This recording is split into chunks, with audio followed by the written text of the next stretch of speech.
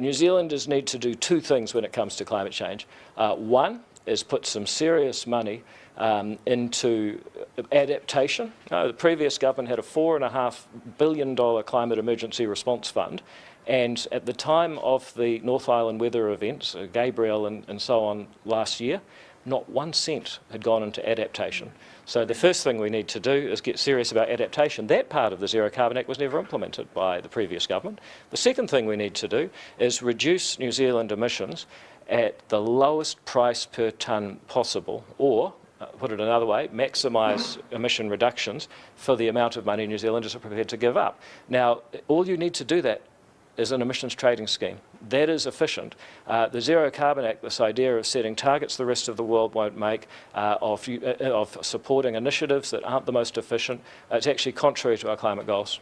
Labor and the Greens, they love oil and gas exploration. They benefit from it, they use it every day, they're just not prepared to say it.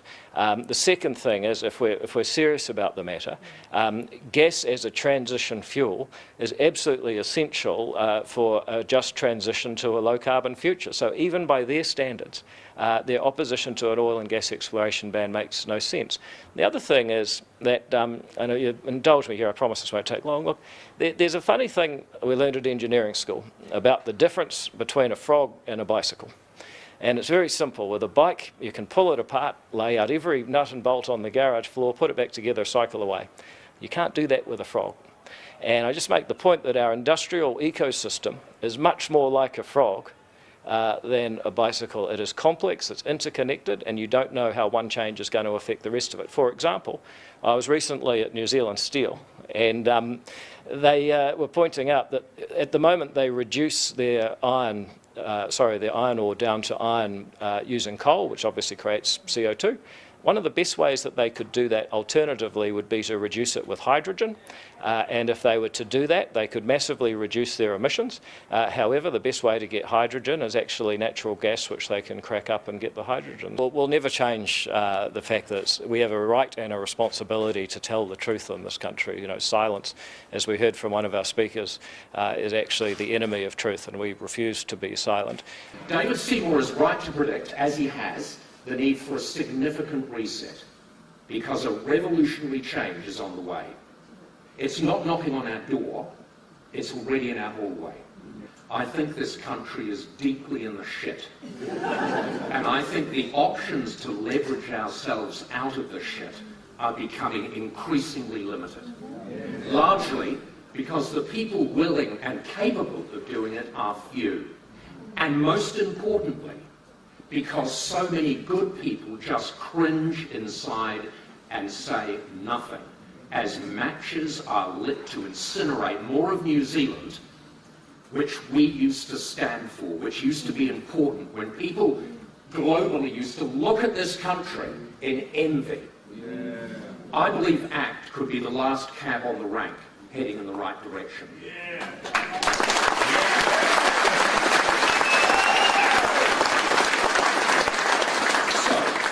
Let's sort this shit out. I'm an environmentalist at heart, but I could never vote Green. They're not a party championing the environment. They are socialists who have no bloody idea how to make money.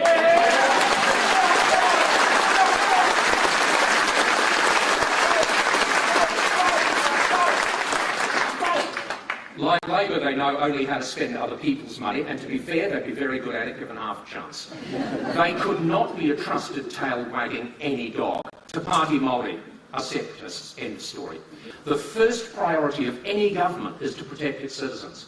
And we need to draw a thick line under the separate governance bullshit that's been encouraged to infiltrate our systems and lives.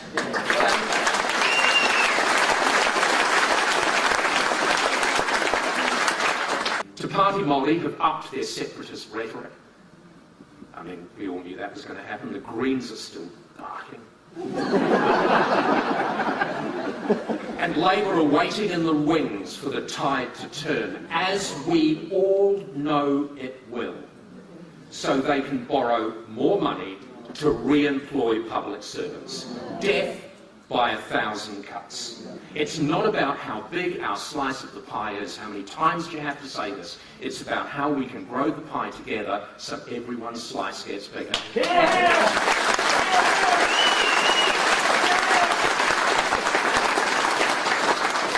My eldest daughter Lucy is an oncology nurse in Australia. She's paid the equivalent of a week's New Zealand specialist nurse's salary for just over 2 days' work, and she has the opportunity to offer drugs and treatments not available here. How do you encourage her to come home? I wouldn't even try. 52,500 citizens left last year. You can bet most of them were people we need, not the people we want to leave. They don't go, they never go. My bet is the budget replacement, 6 p.m. news, stuff are cobbling together, will be costing them far more than they anticipated. And if you listen very carefully now, you'll hear the penny dropping. As staff management realise it. Here's the good news. Our economy might be in shitter's ditch, but our country is still brimming with potential. More of us need to wake up to the challenges we face and speak loudly of the need to work together to advance our opportunities as a nation, not as disparate groups. I wish you all the very best. Thank you for coming.